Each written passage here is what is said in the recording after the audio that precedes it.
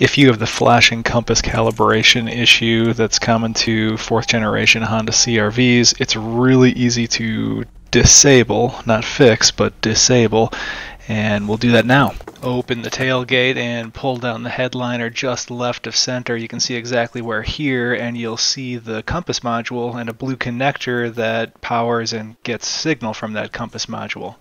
That blue connector can be disconnected by pressing up on the tab and pushing the connector to the left. Tuck the headliner back into the weather stripping, close the hatch, and go test to see if your calibration error message has stopped. Yep. Now, if you wanted to actually fix this issue, you would have to replace the compass module. That can be had for about $50. I'll include a link in the description.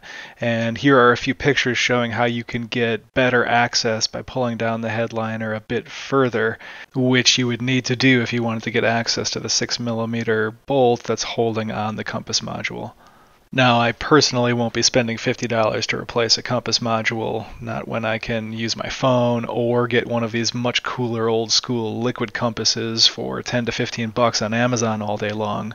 I'll include a link to that in the description as well.